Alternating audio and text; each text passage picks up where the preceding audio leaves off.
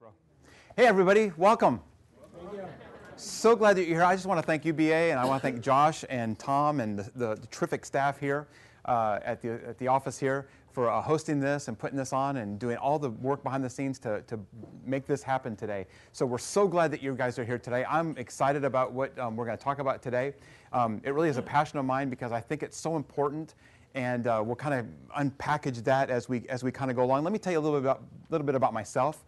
I have been in the ministry for about 29 years, off and on with different things like hospitality industry, as Josh alluded to, worked with the Padres. I also worked for MGM Grand Hotel in Las Vegas at one point. So that was kind of an interesting gig to have for a while, and I can share some stories about that, which is always entertaining in itself. But I've spent most of my time working in the local church and being a part of church life, church world, however you want to refer to it.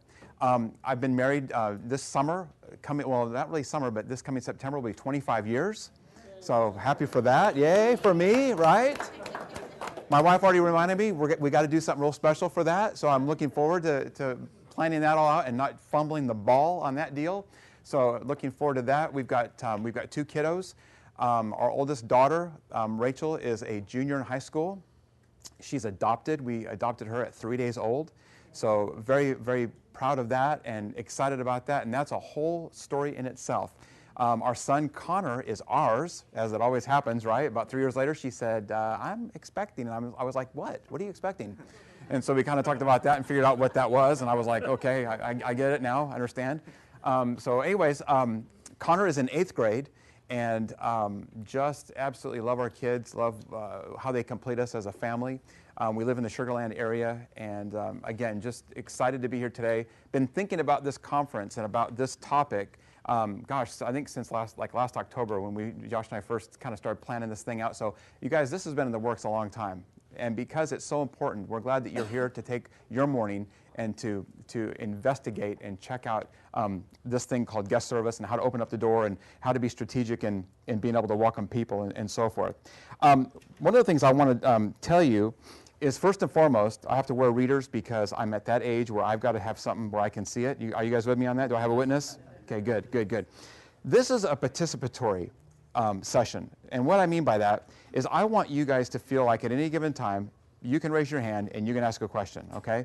I don't want to be one of those kind of leaders or guys that all of a sudden, we're talking about something and I say, no, just hold your questions or hold that until the very end.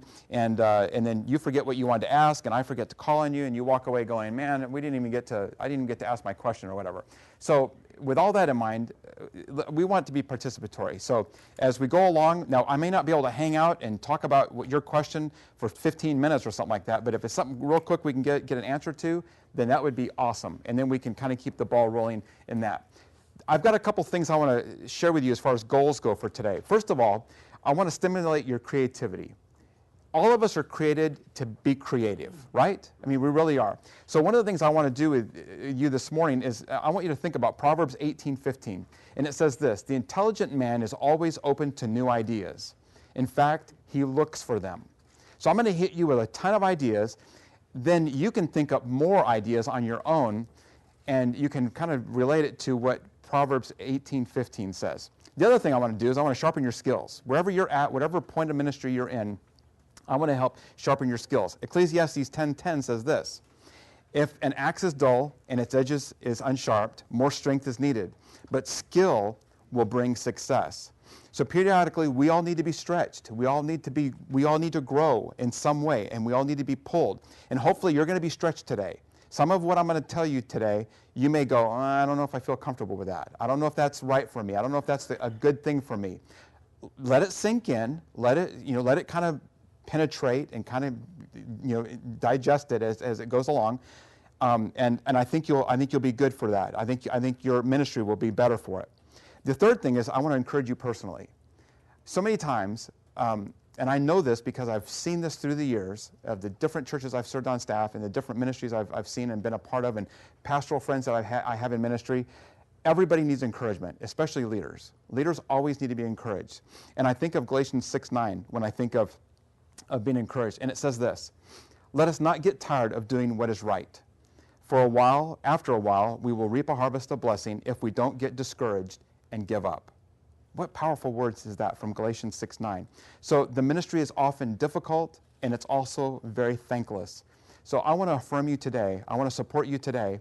And if there's anything I can do, like Josh alluded to, my email address is rbranek@gmail.com. I've got some cards up here you can take with you that has my cell number on it. So if you want to get in touch with me, there's something going on at your church, or you somehow you need to just meet me over a cup of coffee, I'll provide the entertainment if you'll buy the coffee. Deal? It's okay. You guys can laugh a little bit more. It's okay. All right, so here we go. Let's jump in with both feet. I want to share with you guys a new term, okay? Since this is kind of a church type thing that we're talking about here with churches and so forth. So I'm gonna turn you on to a new term, and it's called Guestology. Guestology. Guestology, not theology, but Guestology, is the art and science of knowing and understanding your guests. It's a term originated by Bruce Lavelle of the Walt Disney Company. The use of guestology is a tongue-in-cheek acknowledgement that organizations that really want to understand and deliver a wow guest experience need to study the best practices and principles that are in use today. And there's a lot of good companies out there. We're going to talk about two of those in my talk this morning. And then to take what they find from those companies and adapt those to the context of their own environment. So wherever you're at in your church, I don't care if your church runs 50 people. I don't care if it runs 2,000 people a weekend. There's something there within the confines of your church that you can take what we're going to talk about today, and you can adapt it, or you can learn from other corporations or companies. And let's kind of set the game rules here. Don't be afraid of that. Don't be afraid of learning from big companies what they do really, really well that you can adapt to your setting, to your church. Because I'll guarantee you, these companies have spent millions of dollars to try to figure out how to create a great guest environment so that their people within the confines of whatever that corporation is or amusement park is, they feel relaxed and comfortable. You don't have millions of dollars to invest in a guest service ministry. You probably don't have $1,000 to invest in a guest service ministry. I don't know where you're at with all that, but I'll guarantee you these companies have spent tons. So why not be wise and gain some knowledge from what they have spent millions on to adapt to what we can use in the local church. Now, let me just say this. I'm not saying you need to bring the world into the church. Don't walk out the door going, I think he wants us to be more like a corporate America church. Yes, in a lot of ways I am.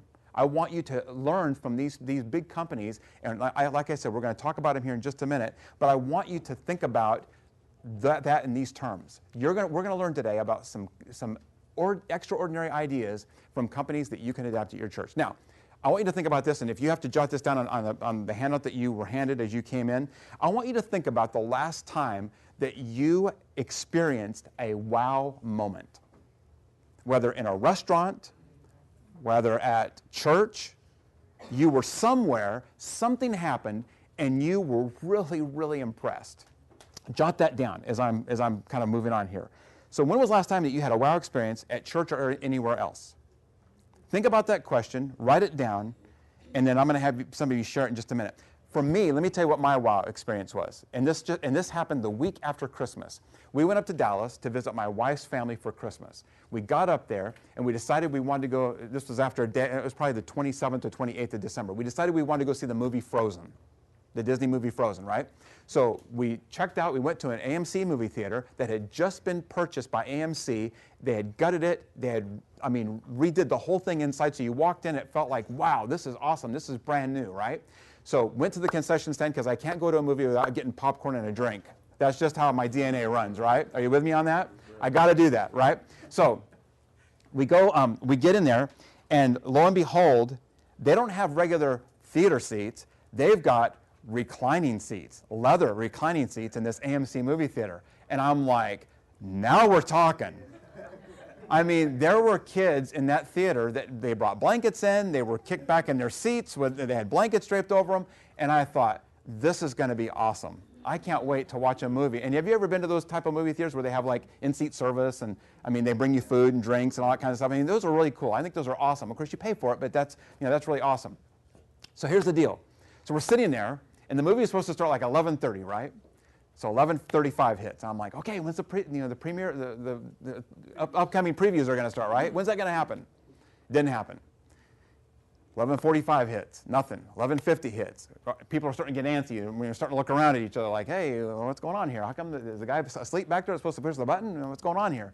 So finally, you see different ones leaving. So eventually, long story short, everyone exits the movie theater because apparently whatever they do at a movie theater to enable them to watch the movie, there's a key that they have to type in. There's a number that you have to, a code that you have to put in, and it unlocks the movie so that you can watch it. Well, apparently the code expired at this movie theater, and you weren't going to watch the movie. Yeah, it was frozen all right. The projector was frozen in the back there. We couldn't watch the movie. Frozen was frozen. It was over.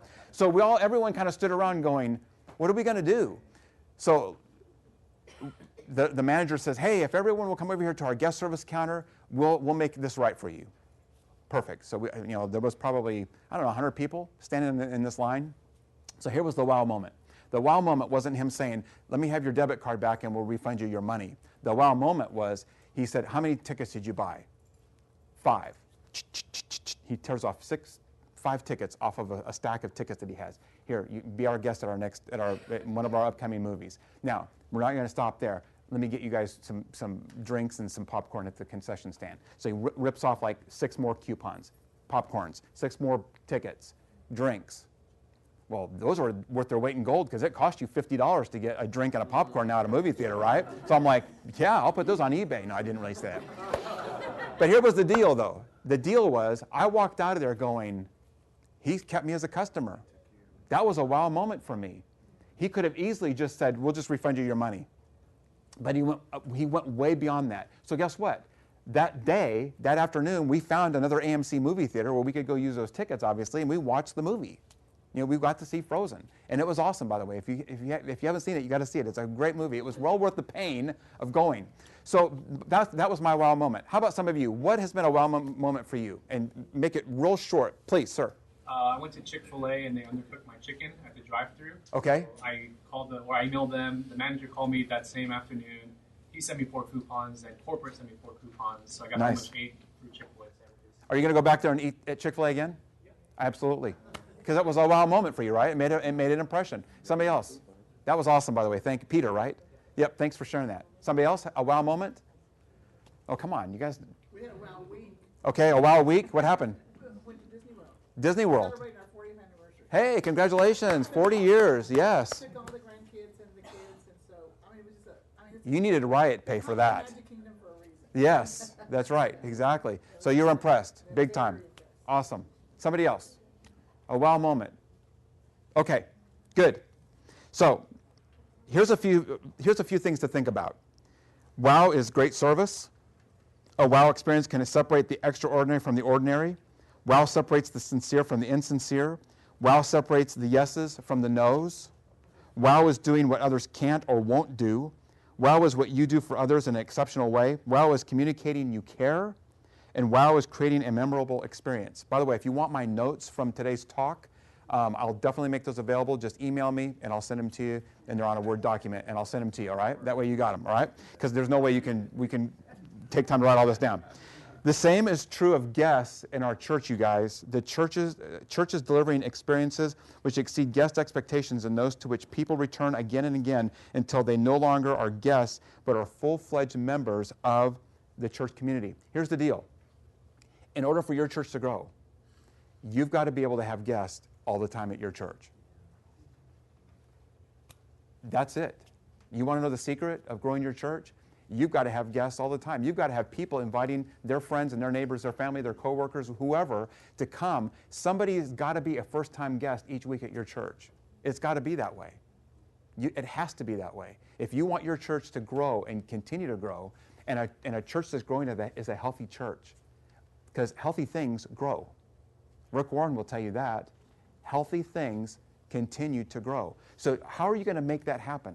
What are you going to do different? Now let me tell you guys this, and I've been around long enough in churches to see this. You're in a church, you're in a situation where, guess what? Guest services is put on the back burner. And it's because of the way your system is set up at your church.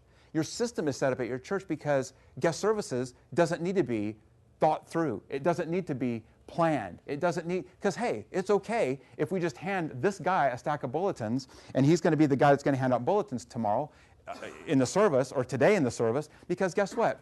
All he's got to do is just smile and say, welcome, welcome. Well, glad you're here. Hi, how are you?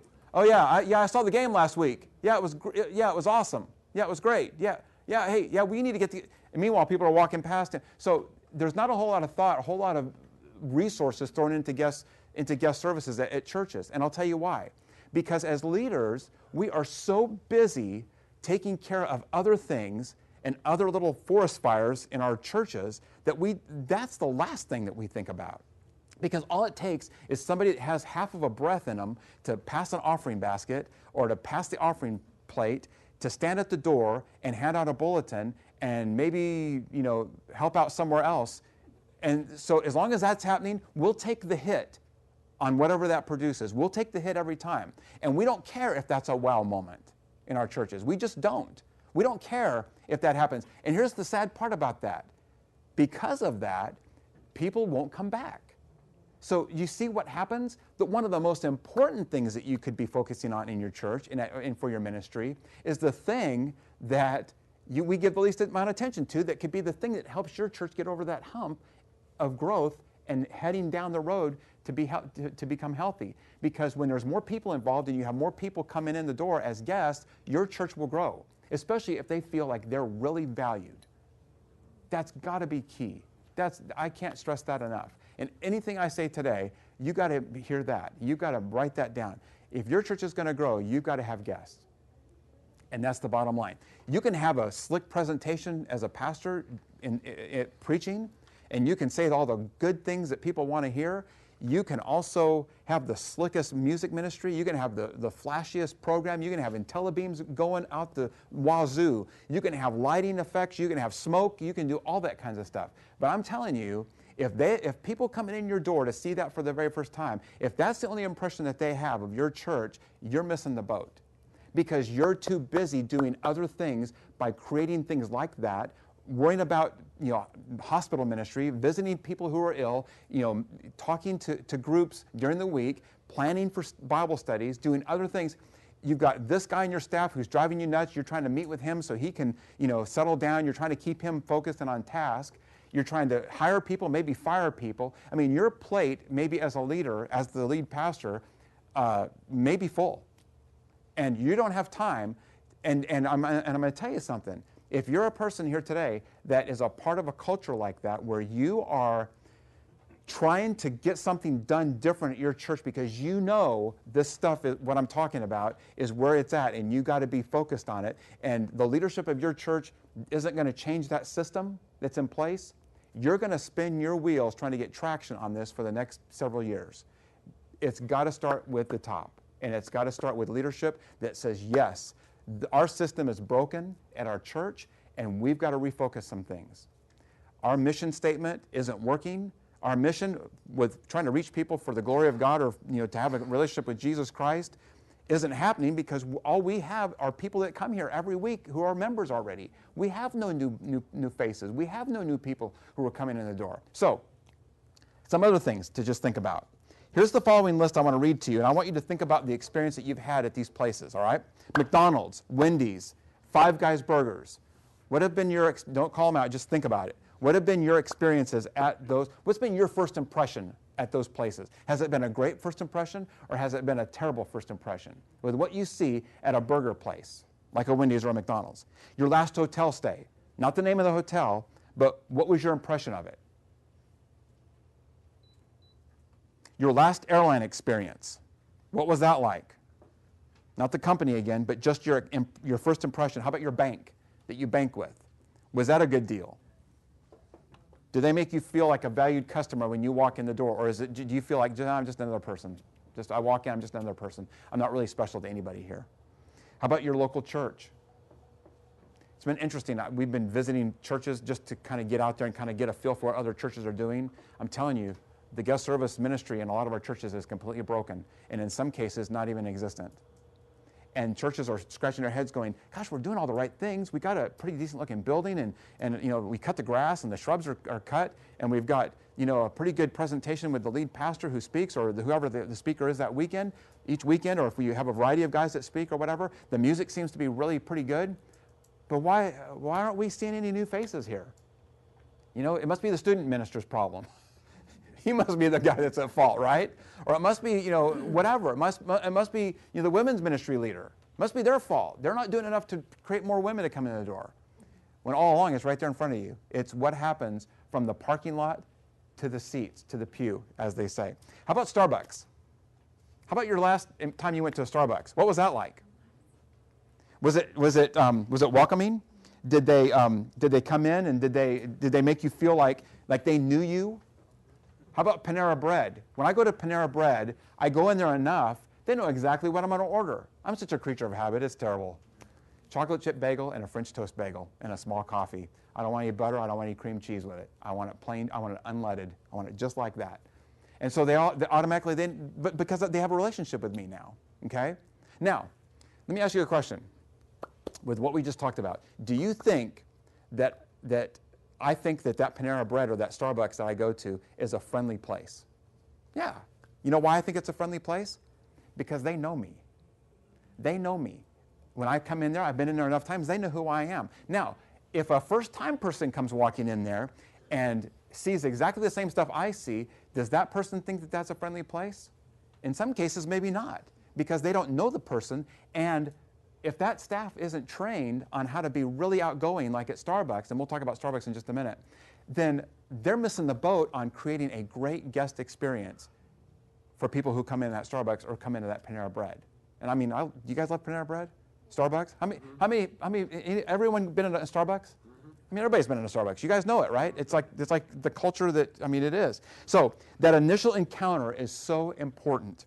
The initial encounter and the end experience is so important. So an initial encounter is so important. Andy Stanley says at North Point Church, there in Georgia, that the sermon begins in the parking lot.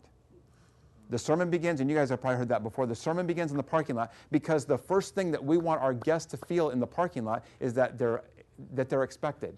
We were expecting a traffic jam in our parking lot this morning, and so we have parking attendants out there because we knew you were coming. So we want that to begin your journey at our church. Let's move on. What kind of lasting impression is your church making? What's the impression that's being left for your people that come there every week? What's happening? So let's talk about this real quick. Systems, processes, and structures are great, but people really rock. You've got to have people that will make it happen. And here's the thing that's cool about this, you guys. It isn't just for the big churches that get to have the slickest looking guest service ministry. You can be part of a very small congregation and have a couple of people that are just outstanding people that do this thing really, really well.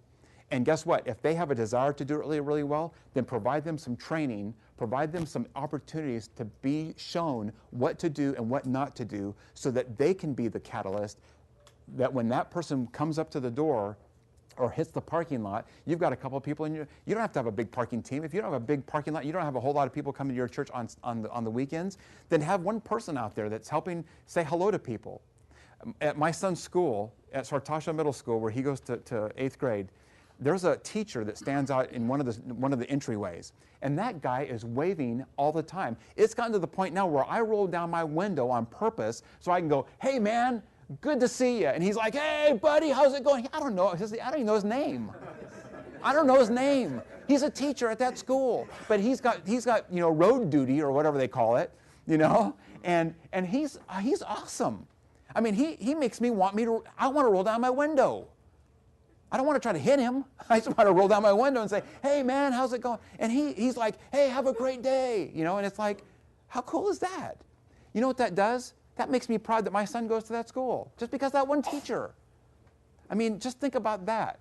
How cool would that be at your church this coming weekend? Hey, let's even go further than that. Did you know that in just shy of like 90 days, we have one of the biggest days of the year going to be happening? What is that? Easter weekend, right? What are you doing to prepare your guest service people to make a great first impression for the guests that will be at your church that weekend? Are you thinking that far ahead? Are you just going, Saturday, No, Good Friday. We got people. We may have some guests at our church this weekend. Oh, call Susie Q and get her to stand at the door and greet people. She looks good and she's really outgoing. Okay, maybe Susie Q does look great and is outgoing, but we don't want guests to be smothered either at the door. I don't want to be standing there and have a grip on my hand and my family's walking. Yeah, I'm glad to be here. And you're kind of like, let go of me. I don't want to be touching you right now. I saw you wipe your nose a minute ago, kind of a deal, Like that's not good, So here's the deal. Structure and process are critical to a successful guest experience at your church. But nothing beats the people element. You've got to have folks that are ready to stand up. And already in your mind's eye, you need to be thinking about who are some people at my church that I could start talking to and begin the conversation. That's all you want to do. Start the conversation right now, because Easter weekend's coming. And the weekend before that, we want to have a kind of a dry run with our new team put in place, because we want them to anticipate all that's going to happen on Easter weekend. I'll guarantee you, if your church is doing some good things and they're doing them just halfway decent, halfway right, you're going to have guests show up on Sunday. Well, let's keep them. Let's do things that are strategic to keep those people from coming, to keep them coming and coming in the door. If you are forced to choose between the two, go for less structure and process and put your best resources in training for your people. Put training involved and develop people to the core foundation of your guest experience. There's 5 senses that you need to be aware of, 5 senses. Stuart Leslie, the president of Foresight Incorporated, says that companies wanting to lure customers must appeal to their 5 senses. Here they are.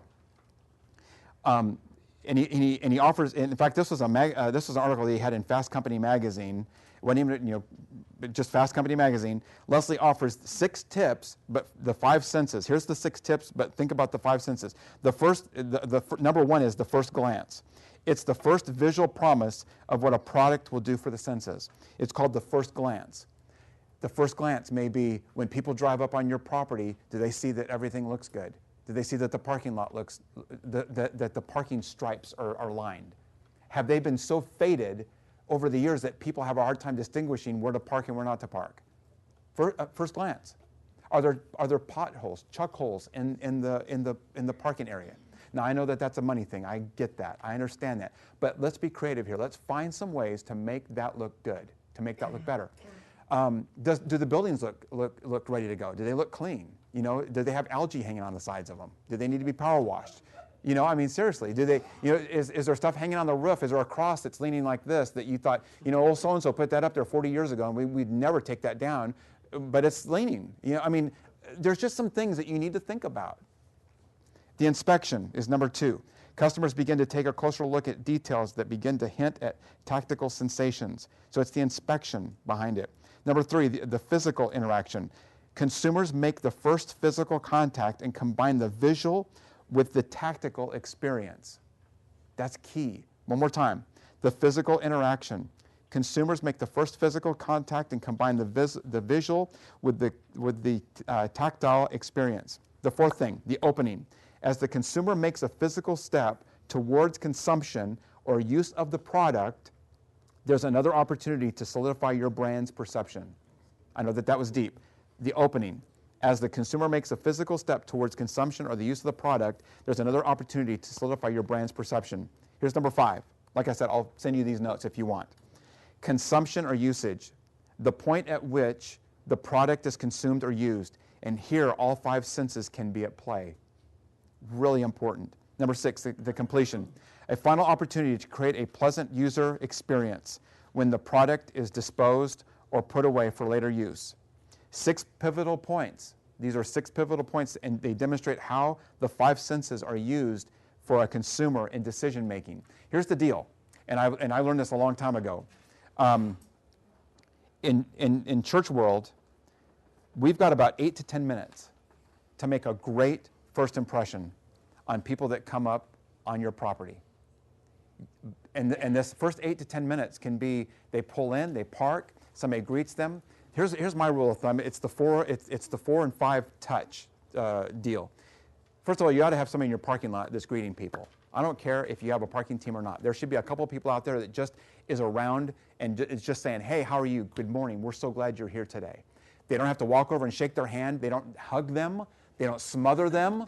They don't want them, I can tell what kind of cologne you're wearing because you're so close to me. You're in my space, buddy. The guy's face is right here and you're like, it's like, no, I don't need that. So there needs to be somebody out there. That's one touch, okay? That's the first touch. The next touch should be somebody who's standing at a door, maybe even along a sidewalk. That could be a second touch. Somebody standing there just saying, hey, are you guys okay? You guys finding everything okay this morning? Not saying, are you a visitor? No. Why would make you think I'm a visitor? Because I have a tie and a suit on and you guys are wearing jeans and shirts that are untucked. Of course I'm not a visitor. Yeah, they're not going to agree to that. Of course not. So that's the second touch. Third touch is somebody at a door that's holding the doors open so people can walk in. Don't ever, how many times have you been to a nice hotel and the doorman holds the door open for you? And you walk in like, yeah, I own this place. And you kind of walk in. It makes you feel special. It makes you feel cool because that person was there thinking about you. If you were the only person that was going to walk in that hotel that day, that guy was paid to hold the door open so you could walk in it. They don't want you touching the door handle to pull the door open. They want you to experience what it means to have great guest care and great guest service. Okay, so that's the third touch, is at the door. The fourth touch is at your interior doors where you've got somebody that's handing out probably a program or a literature or somebody that's handing you out the bulletin for that day, right? Or the information on what the service is about that day. That's your fourth touch. Your fifth touch should be an usher, somebody in the seating area of the church. And they don't stand in the back with a cup of coffee talking to Joe going, yeah, I caught a big one last week. Did you watch that Duck Dynasty? Man, that was a cool episode. And meanwhile, people are walking in and they're not being talked to. No, first of all, Joe shouldn't have a cup, or whoever that guy is shouldn't have a cup of coffee in his hand. That goes out the window. And that guy is standing there, just like I was doing, some of you come in the door right here. I was at this door, and as you came in, I was like, hey, I'm so glad you're here today. How's it going? Some of you, I got to shake your hand. Others, I didn't. And that was okay. I don't have to shake everybody's hand because I don't want to shake everybody's hand. Okay? I've seen where your hands have been today, and I don't want to shake your hand. I know you way too well already. Do you guys need a hug today? So anyway, so that's the deal. That's the fourth or fifth touch. And guess what? They have not heard the sermon yet, and they have not even sung the first song. That's how important that guest service team should be. Now, guess what? That's going to take probably 4 or 5 people just to cover that one area. And if you have several entry points to your areas, like your lobby or your foyer or whatever you call that area, you're going to have people strategically there in place. And guess what? It even gets more interesting. If you've got multiple worship services, you're not going to expect those people to stay for 2 hours and do the same thing. Hopefully you don't, because you'll wear them out. They'll burn out in 2 months. You won't ever see that. They'll never sign up again to do anything at your church because you've abused them. Don't abuse your volunteers. I can't say that enough. Don't abuse them. Allow them, when you enlist them, you tell them up front, here's our deal. I want you to help me for 6 months.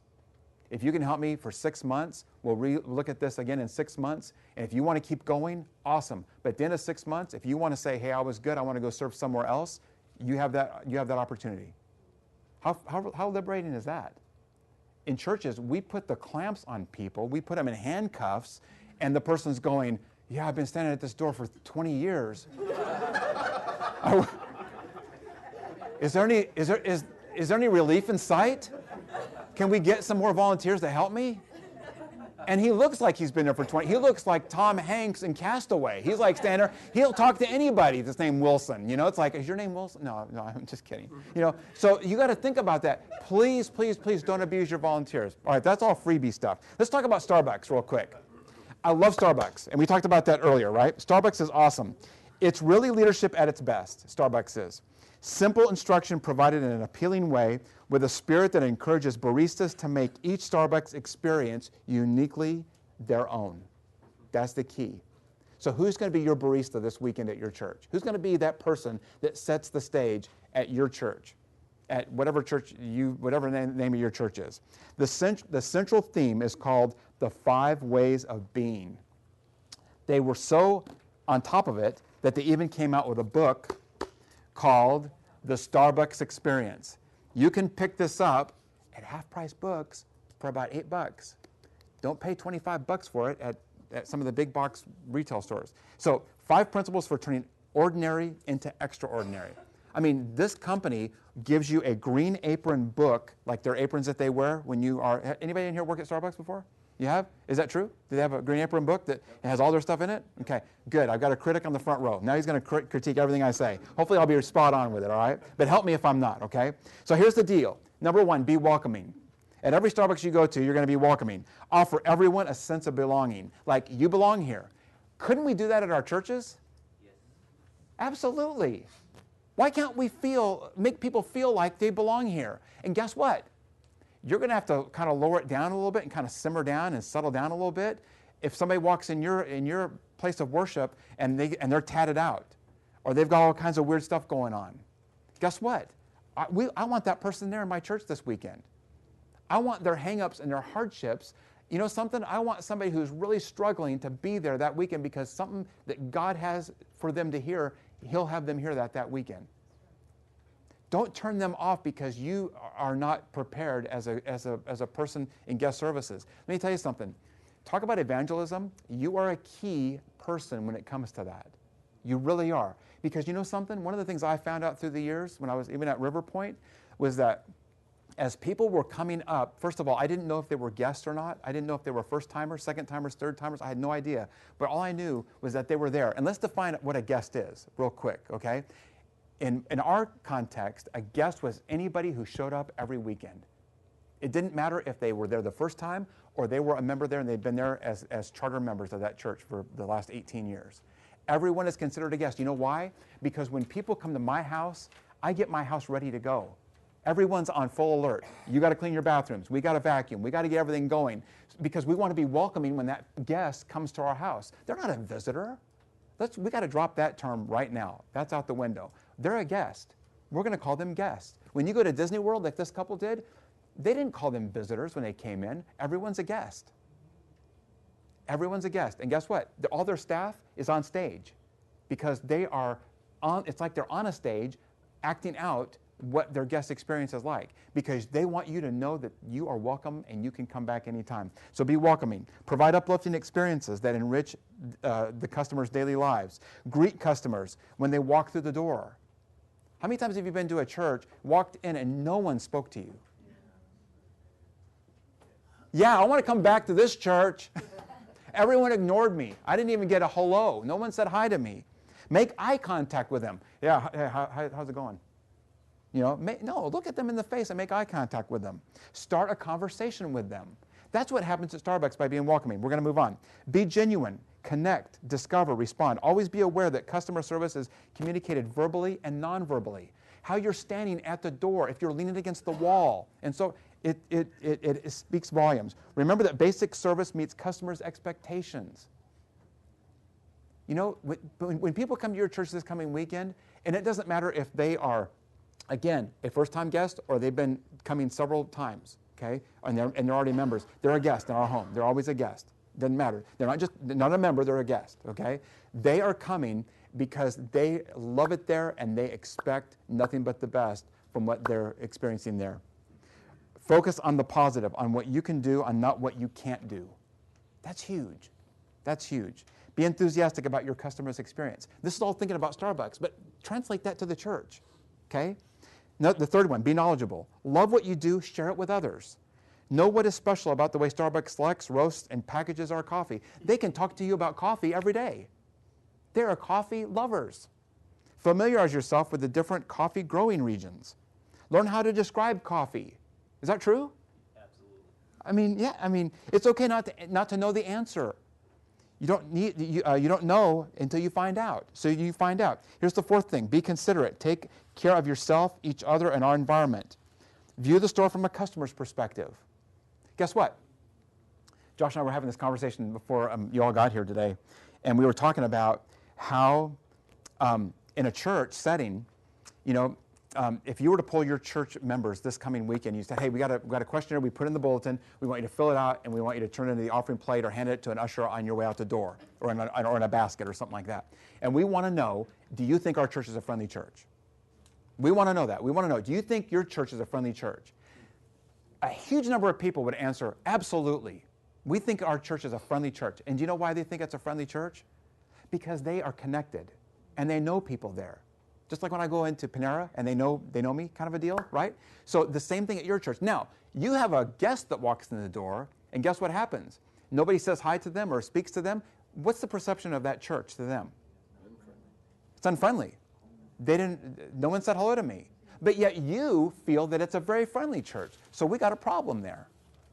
So as a leader, as a pastor, as a staff member, as a volunteer at your church, you got to go back and talk to your team or get your team on the same page to think about, how do we make that connect? We want to be a friendly church. Yes, that's our goal. But apparently out here, we're not doing and holding up our end of the bargain. We've got to get our guest service people to become involved and knowledgeable, okay, and be considerate. Okay, so the next one, be involved in the store, in the company, in the community. Apply our guiding principles to the way that you do business. Consider ways to become involved in your community. Isn't that what we're wanting to be as a church, on mission? And by the way, as a guest service person, you are on mission with your church. You're on mission to present the gospel, because I'll tell you what we found out, and I meant to say this a moment ago. When I was at River Point, our goal was to be so outgoing, not comedic, and not shaking their hand and smothering them, but to make them feel so welcome that it lowered their anxiety level as a new person coming into that environment, that then as they sat there and listened to the gospel presentation through the speaking of the word, that God was able to speak to their hearts. Do you know why? It started back in the parking lot. It started at the door, down the sidewalk, in the lobby, when the greeter handed you the bulletin, the usher that helped you find a seat.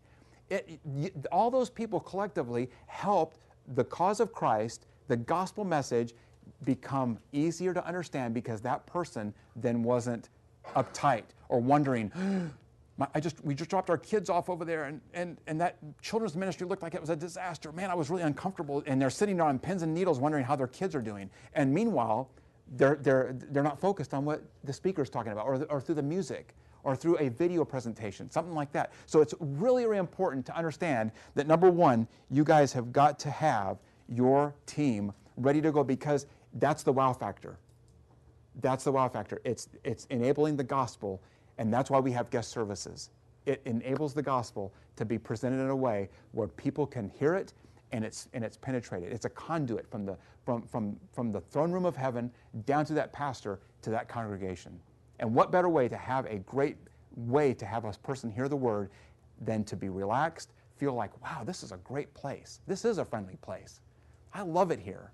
They're right. Everything that I've heard about this church, I've experienced now firsthand. Instead of going, I think some people are really off base. Man, I haven't felt good about this experience at all. Are you guys with me? Okay. You guys still breathing in and breathing out? Okay, good. Good. Do you wish you could do the same thing that Starbucks does as far as their guest experience goes? I hope so. How are you serving the guest at your church? That's the real question. What are you doing? What are some of the things that you're taking care of? Howard Schultz, the Starbucks CEO, says this: for all the promise of digital media to bring people together, I still believe that the most sincere, lasting powers of human connection come from looking directly into someone else's eyes with no screen in between. Having that connection. Love it or hate it. If you hate Starbucks, I'm sorry. If you love it, awesome. It's just like how many people love Apple and how many people love Android, right? It's the same idea. We're all after the same thing. Well, I'm going to skip through some notes, because I want to show you guys something that I think will really rock your world. It's a video, and it's titled this: what if Starbucks marketed like the church? Anybody see this before? No? What if Starbucks marketed like the church? All right, here we. I'm gonna let the screen. There we go.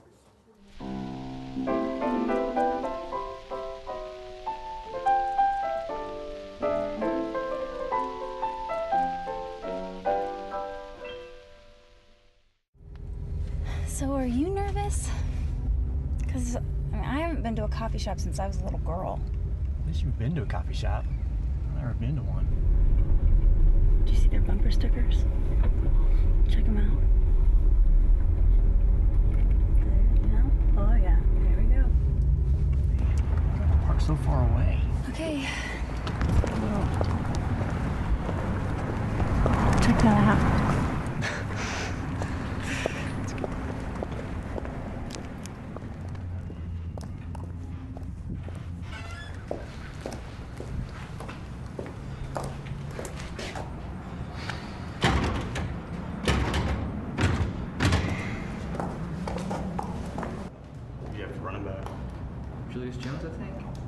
can't remember. Who'd you have?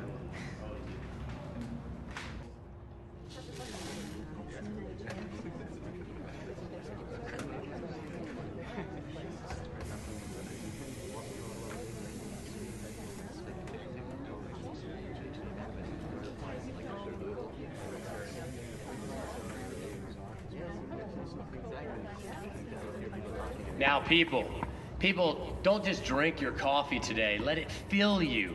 Let it inspire you. Try an Americana, a mocha latte, even a cappuccino with its rich and satisfying body. Now, I want to remind everyone, don't forget our goal of converting 500 people to coffee. Remember, bring your non-coffee drinking friends with you. Drag them here if you have to. Buy them a scone even, just get them here. Because remember, coffee is good. All the time. All the time. We feel we're the best kept secret in coffee shops. Last year alone, we had 75 new coffee drinkers, 75 new customers. We're not like those guys down the street that water their product down. We serve nothing but 100% pure coffee. Coffee is so important in everyday life, it's more important than air. Hey, how you doing? What can I get for you today? I think I just want some coffee. You've never been here before, have you? No? Excuse me. If this is your first time visiting with us, would you go ahead and raise your hands? We would love to welcome you. Raise them nice and high. Hallelujah. We would love to get some information about you so we can follow up with you. If you could go ahead and fill those out, we'll be able to get things started. Oh, and when you bring those back to us, we'll have a special gift just for you. We just want some coffee. You can just go ahead and sit right over there to fill those out. That'd be great. Thank you. What could they possibly want all this information? You know, some people go skydiving. I serve people coffee. It's a rush. I love it. I put my heart and soul into that coffee. And there's nothing like seeing somebody take a sip of coffee for the first time in their life. We get a lot of visitors coming through. Not always do they come back, but deep down inside, I know a bean's been planted. Some people just can't take the real stuff. Thank you, Barista Mark. It's so good to see everyone at the International Anointed First Starbucks of the Northern Valley. And I want to draw our attention to the tip jar. This is real important. I want to share with you something that happened to me when I was just a new coffee drinker right out of college. I learned that I could combine giving to my barista with my coffee, and this is the result. I found out that when I gave, my coffee came back to me, pressed down, shaken together, and running out all over. And I was a changed man. It's because the word joy, J-O-Y, means Java, others, and you. And when you include the others... I've been thinking about National Coffee Day. National Coffee Day is coming up, you know. And it's always a big day for us, but this is what I'm going to do. I'm going to send out a direct mailer. And I'm sure our attendance is going to more than double, and it's going to change everything. And then in 2 weeks, we're going to be serving coffee to the homeless, and you're not going to want to miss that. What can I get you today? I think I just want some coffee. Okay. That'll be $3.98. Honey, Oh, hey, what did you want to drink? nothing. I couldn't find the restroom anywhere. Let's just get out of here. And there you are, sir. Thank you. Oh, I almost forgot. There's a special gift for being a first-time visitor. Thank you. May your day be filled with coffee. So we'll see you next week, right? Yeah. All right.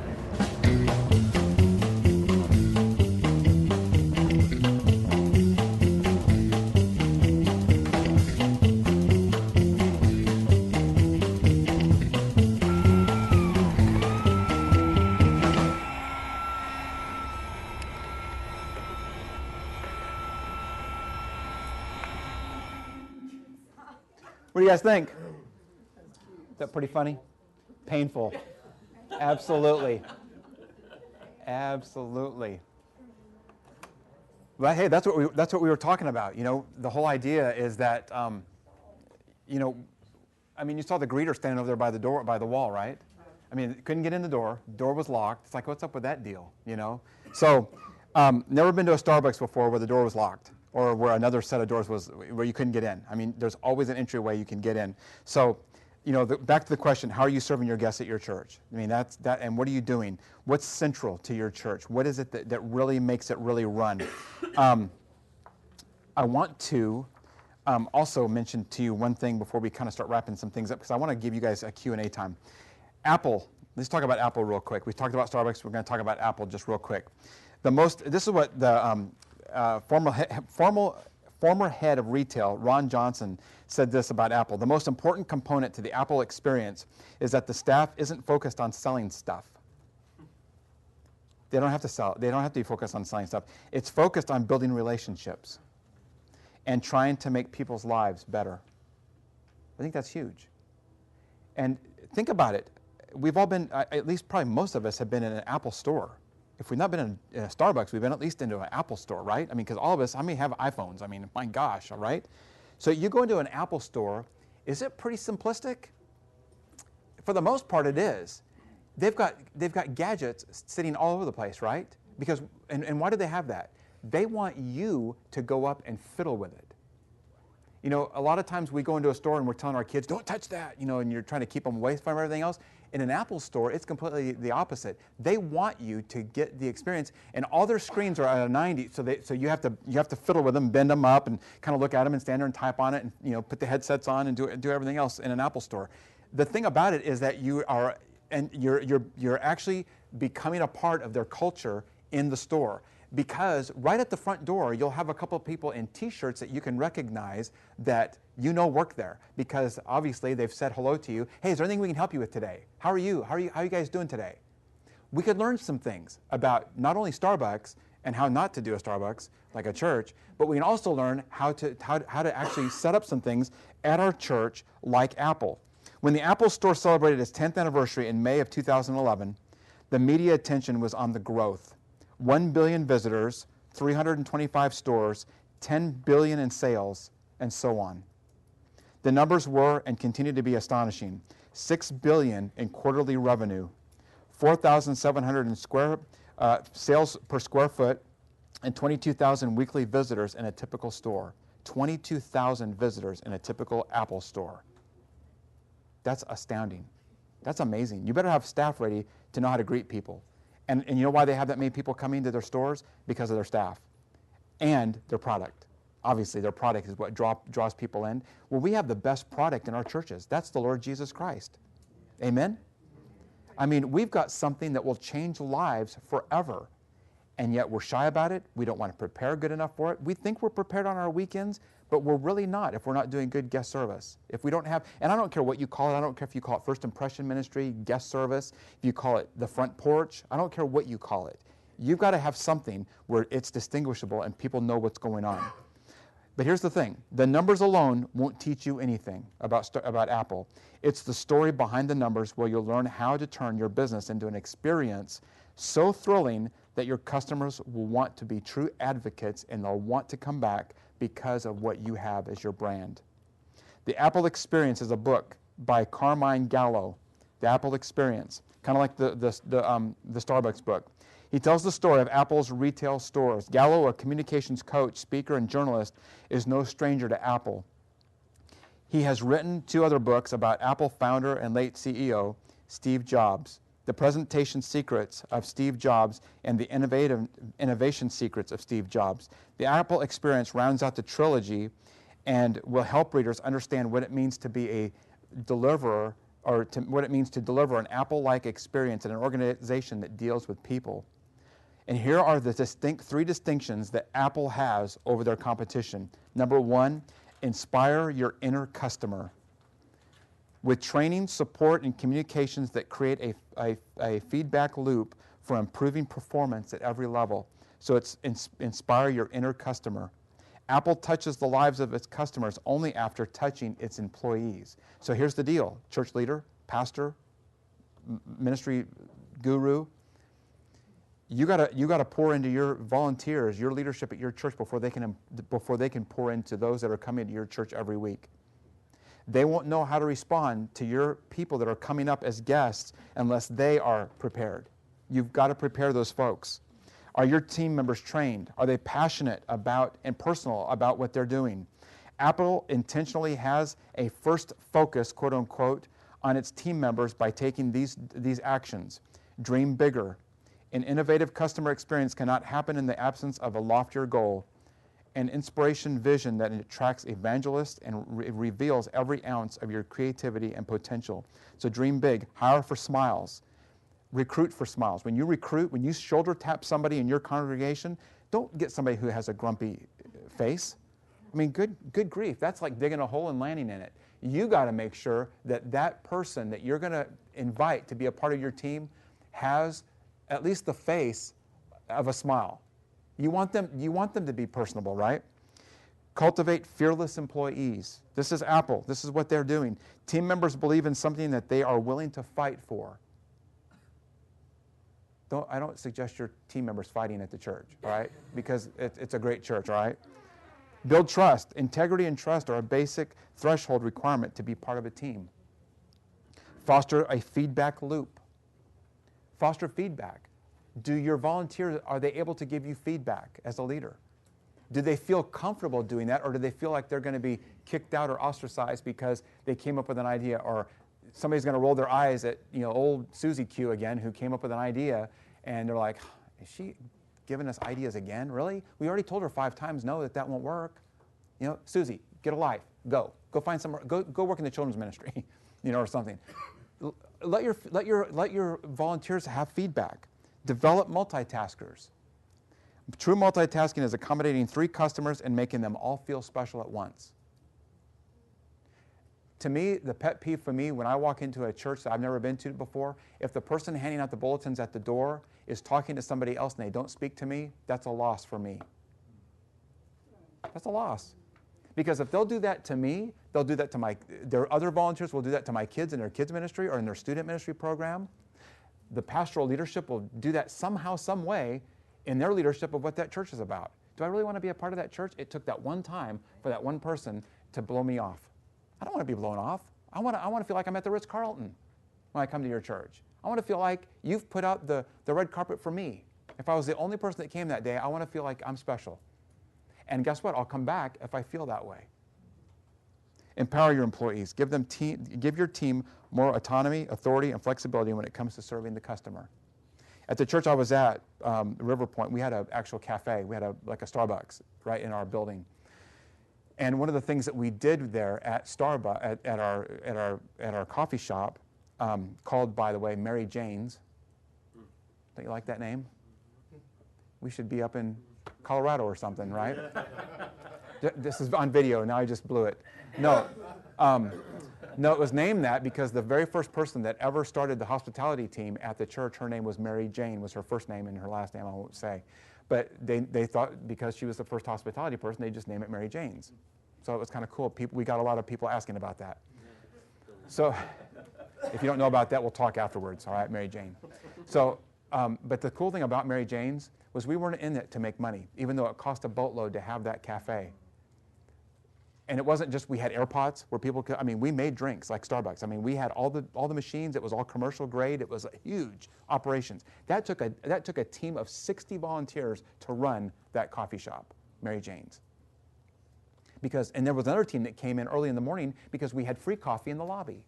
If they didn't want it, we didn't force them to go there and buy a coffee. If they wanted free coffee, they could get that out of one of our carafes in the lobby. So we had another team that came in and made free coffee. Behind the scenes deal, but it was part of the guest service experience. See, they weren't getting, and I made sure that those guys probably once a quarter got a gift card to go have dinner with their family or something. And you're like, well, yeah, you have a big budget. We don't have a budget like that at our church. I tried to find creative ways to make them feel special, even the people behind the scenes. And we can talk more about that here in just a little bit. So here's Apple's 5 steps of service. You guys ready for this? Here we go. Buckle your seatbelts. It's using the word Apple as an acronym. You ready? The A, approach customers with a personalized, warm welcome. That's the A. Approach customers with a personalized, warm welcome. The P, first P. Probe politely to understand all the customer's needs. So did you just move here to our community? Are you brand? Where are you living? That's not what they're talking about. Now you've scared me away. I don't want to come back.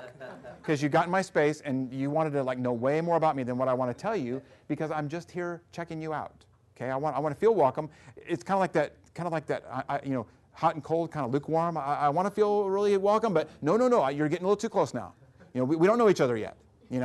we're not going to do this until I feel real good about this situation, right? So that's the first P. Probe politely to understand all the customer's needs. You don't have to gang up on them to figure out if they're a guest or not. You just know how to ask them certain questions, and you can find that out. The next P, APP, present a solution for the customer to take home today. We've got the solution, right? If people feel relaxed, like we said a moment ago, and they're sitting there and they're listening to the gospel, they're listening to the message that day, we've got the solution for the customer to take home that day. The L, listen for and resolve any issues or concerns. We had 2 custodial staff people on staff on standby all the time during our services. Do you know why? Because people spill things. And guess what? We didn't want to pull somebody off point at a door to go grab a mop somewhere that they couldn't find. We had two custodial people that were kind of not in sight, but we could get to them on radio and say, hey, we got a spill in the lobby. Can you guys get out here and take care of that? Man, they were out there. They were like the minions. They came running out, rubbed it up, and they were gone, kind of a deal. They were awesome. But that was what was cool, because now we didn't pull a volunteer off point to take care of a spill. We allowed people to take drinks in the worship center. I know some of you would be like, you know how much we spent on that carpet? That's okay. Don't put carpet in there. Make it concrete floors and stain it, Let people have coffee in there. Guess what? You should have seen what it looked like in our worship auditorium after 7 Christmas Eve services after having candles. People holding candles. It looked like seagulls had flown over the seats, because there was wax over every back of the seat, because it was all families in there. And of course, families let their kids hold candles. That's scary, especially with all the people that were dressed up and all the hairspray that was in the room. Man, you unload a 4-year-old with a candle in their hand, man, you could have a torch going in a matter of minutes. Mommy's hair looks good on fire, doesn't it, son? Yeah, it does. Kind of a thing. So listen for and resolve any issues or concerns. So we let people do that. The E in Apple, end with a fond farewell and an invitation to return. Our greeters always were at the doors that started before the service, 30 minutes before the service. They were there after the service when the last goodbye was given from the platform, and we had greeters standing at the door saying, have a great day, see you next week. We were already telling them that they were going to come back in a very subtle way. Hey, have a great week. We're so glad you were here. See you next Sunday. Don't forget, we have a Saturday service at 5. I mean, we'd say just whatever. Hey, drive careful in the parking lot. Don't hit anybody. I mean, it was just whatever came to mind. It wasn't, hey, did you enjoy yourself today? Can we talk for a moment? I mean, it wasn't anything like that. It was just, hey, have a great day. Great. See ya. We weren't shaking hands for every person. We didn't have time for that. Here's another thing we did. We hand them something. They got a take-home piece almost every weekend. Not every weekend, but most weekends, they were given a take-home piece, not just the bulletin that they were handed, because usually they left that inside. Yeah, I got crumpled up in the seat pocket, because we had seats, seats that we could take apart, like this. So we gave them a handout, like an invitation card to 2 weekends out, 3 weekends out, to what the Easter services were going to be about.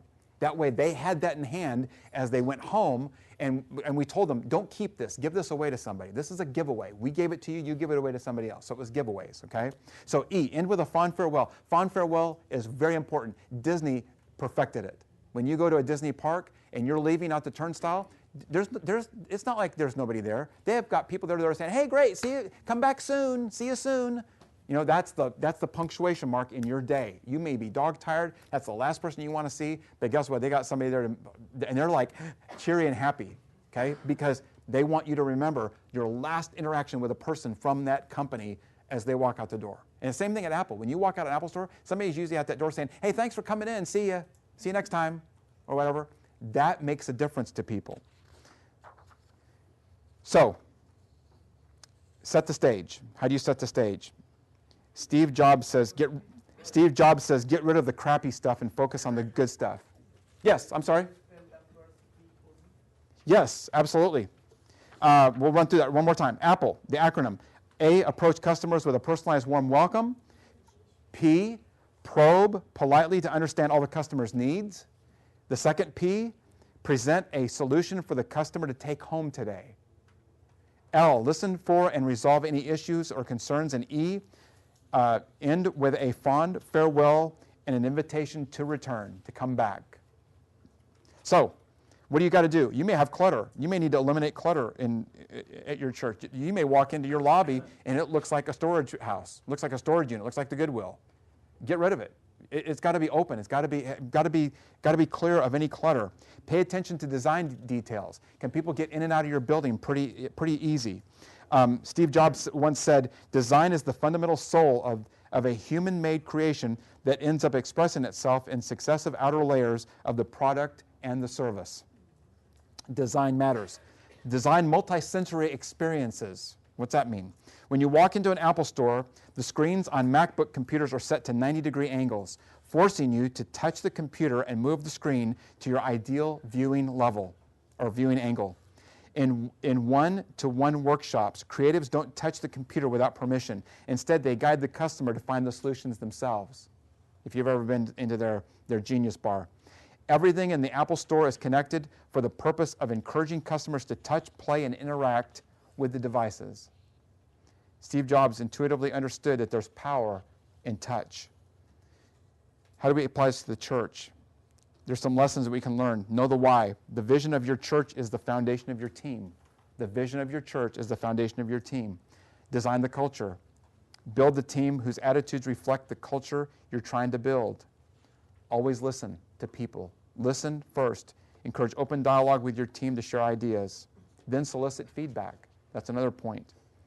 And there's a few others on here that I'm not going to talk about because there's a bunch that we could go through. Like I said, I'll send this to you because I want to give you guys a chance to ask questions. Now, what's the model that I like to use? What do I like to use in a local church setting? What are some things? I've already kind of shared some of those things with you as we've kind of walked through and talked through some of these things. Recruiting is big. Shoulder tapping is big. And inviting is big. You have a congregation full of people every week that are prospects for your guest service team. Everyone and anyone can help out. If you have somebody that can't stand very long, well, then, find some creative way to put them at a place where they can, either sit in a chair or they can do something. Be creative. Use everyone. Don't exclude people. Now, here's the thing. I said it a moment ago. If they've got a frown on their face, you don't want that person. You want somebody who's going to be kind of energetic, kind of outgoing, smiles a lot, and so forth.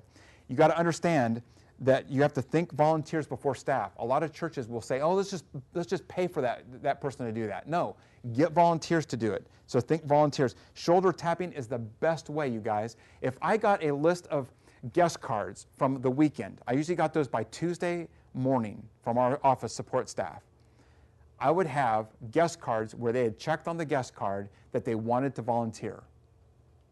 And I may have 15 cards, let's say, okay, where I got those funneled right to me.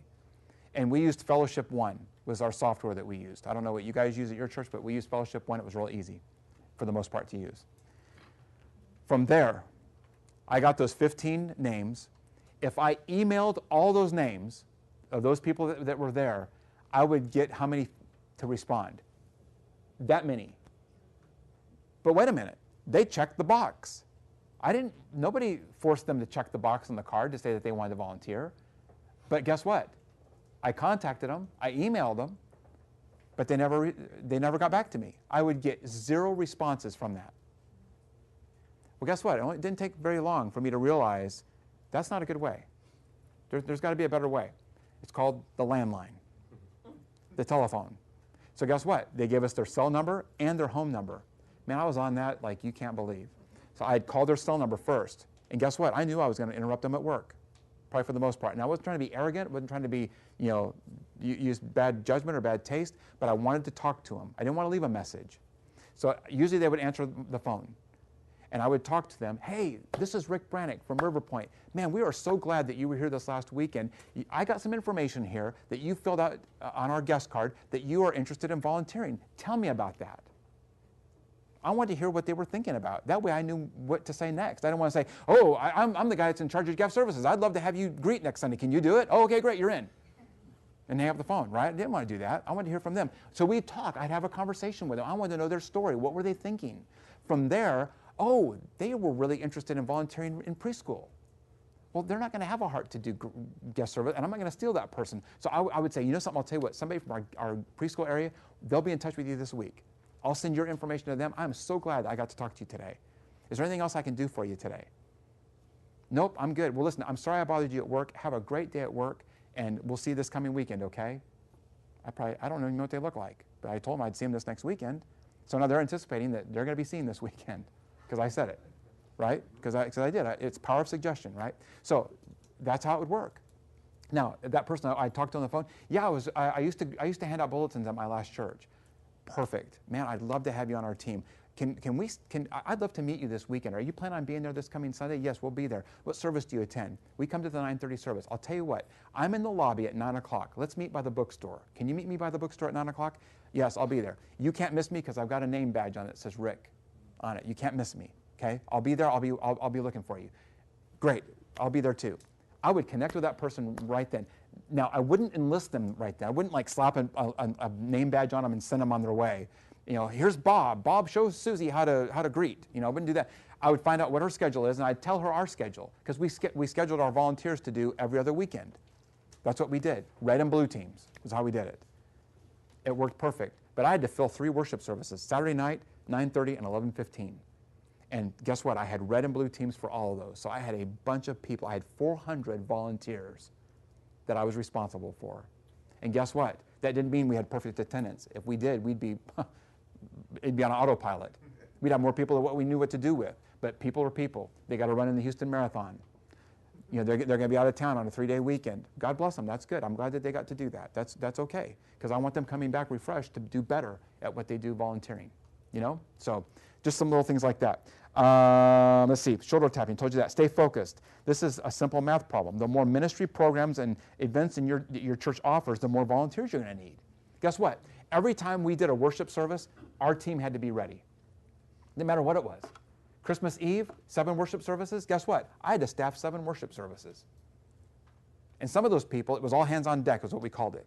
Doesn't matter if you're red, blue, or purple. I don't care what team you're on. You need to sign up for at least 2. I want you to attend 1 service and volunteer for 2. It was our 2+1 method is what we used.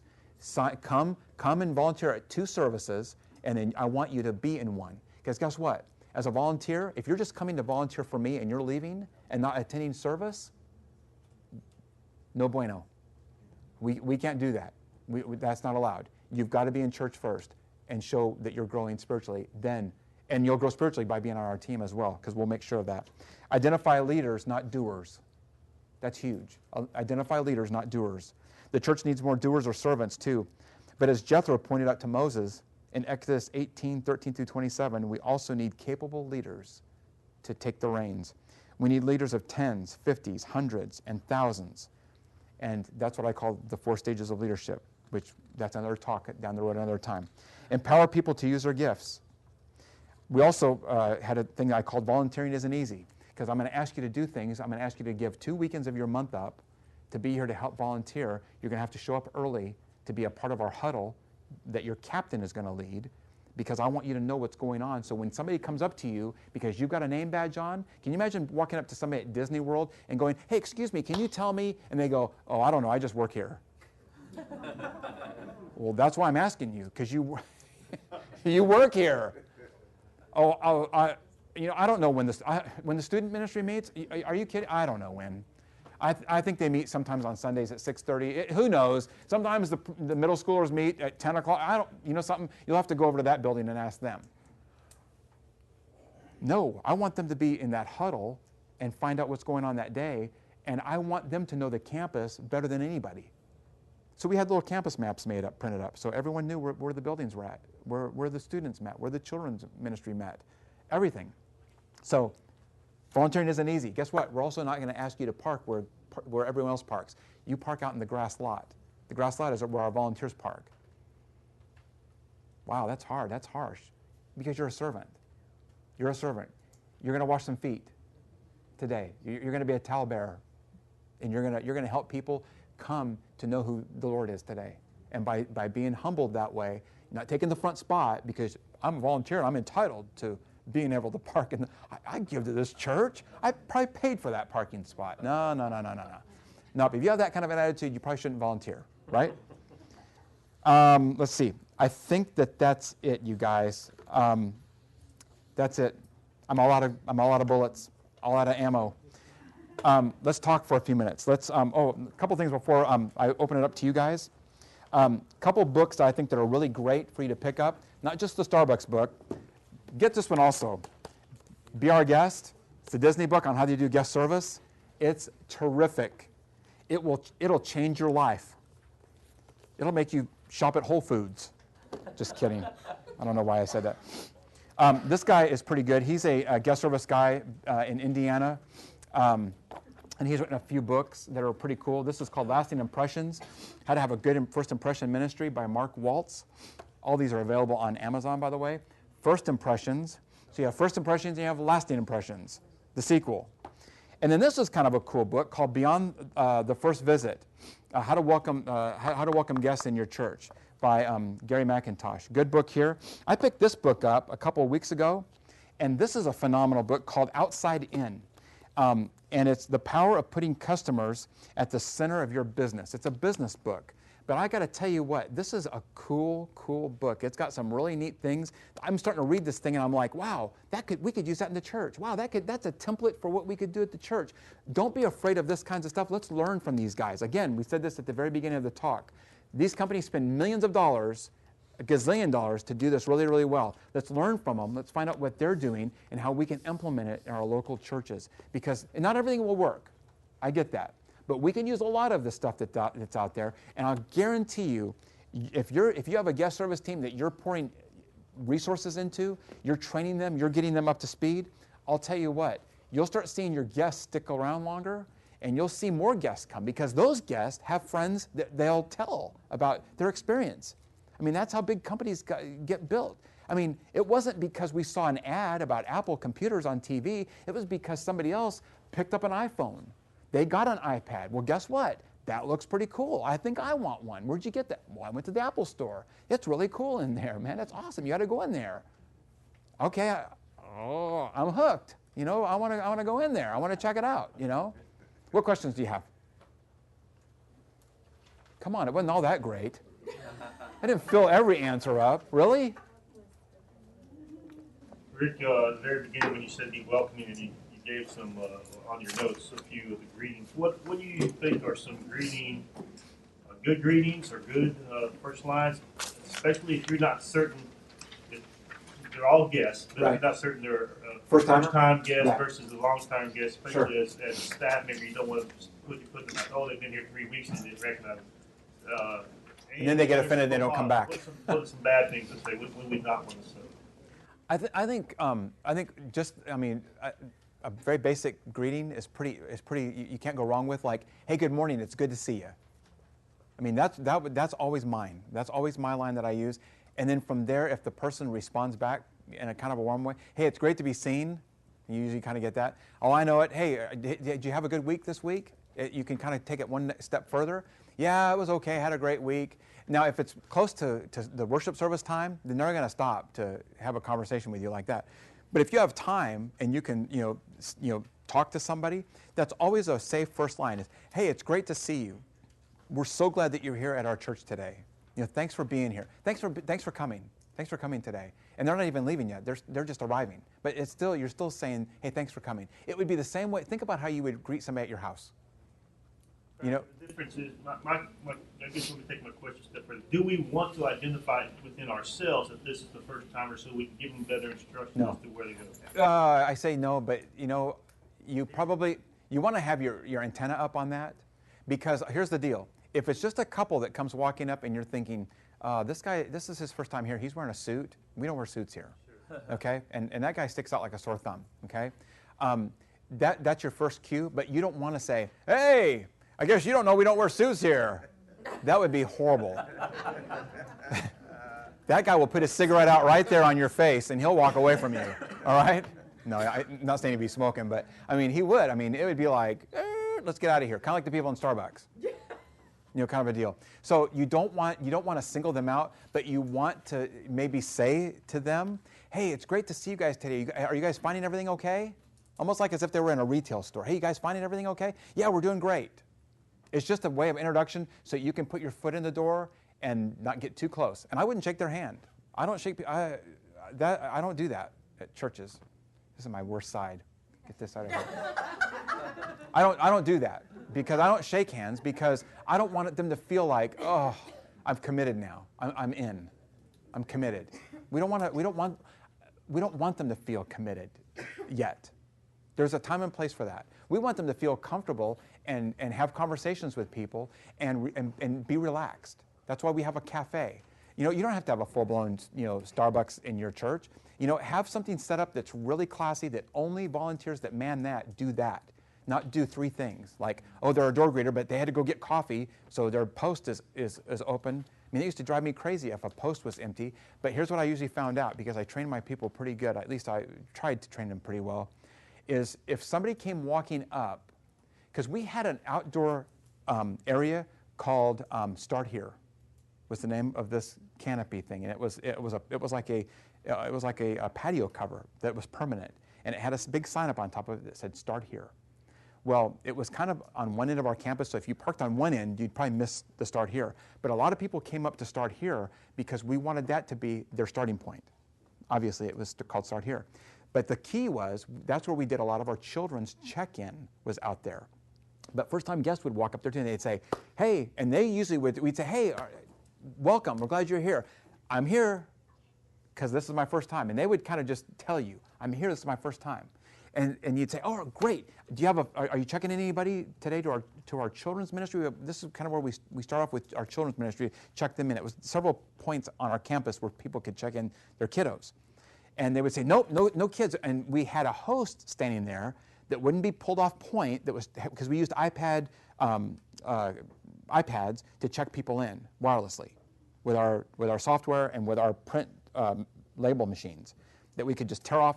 We tried not to have them stand in a line. That was our big thing. We didn't want to have people stand in lines, because that was horrible. So we made sure we staffed that and beefed that up enough to where enough people were trained on our iPads and on our software where they could check in a family, their kids, beep, their tags are printed off with their identification number, and here you go, have a great morning. And we had shuttles there. We had golf cart shuttles where they could jump on the shuttle and go across campus to our other side of our campus and get there on time. And kids loved riding on the golf carts. They thought that was crazy fun. The volunteers that did that were guys that loved golfing. So what a great volunteer area for a guy that didn't want to stand there and talk to people and hand out a bulletin, but he was a golfer, and he was like, heck yeah, I'll drive a shuttle cart for you on a weekend. I'll be there. Great, we'll slap a shirt on you that had a shuttle thing on the front, and on the back it says, need a ride? It was great. It was fun, So that's how you identified the golf cart shuttle guys. But back to the guest. The guest then we would host would walk them in and give them kind of like a mini tour. All the while, if I was the guy that was doing that, I would say to them, first thing out of my mouth, I would say to them, so what's your church background? As I was walking with them. I wouldn't say, and now sometimes I would, it would just depend on how outgoing they were. If they said, yeah, we just moved here and we're looking for a church. Oh, great, did your job move you here? Yeah, my job moved me here. What do you do? What industry are you in? And I'm just asking the questions, they're doing the talking. Then from there, I would say, well, gosh, we've only been here 4 years ourselves. Man, we moved from, Southern California out here. It was kind of a new thing for us because we didn't have to run air conditioning there all the time like we do here, kind of a thing. And they'd laugh about it, and kind of kid with them. All of a sudden, I've got a connection with that person. And we've only walked from here to the parking lot, let's say. The distance here. Not very far, only a few yards. And by the time I walked in, I'd say, hey, the first thing you guys need to know is where the bathrooms are at, because I know you guys don't know that, but here they are right here. We're walking right past them. Here's the bathrooms. Here's our coffee shop. Here's our bookstore and our lobby. You can get free coffee if you want. You can hang out. You can hang out here and watch the service, or you can go inside the worship center. You guys have any questions for me? We're so glad. If there's, and I'd hand them my card. If there's anything we can do for you, contact me.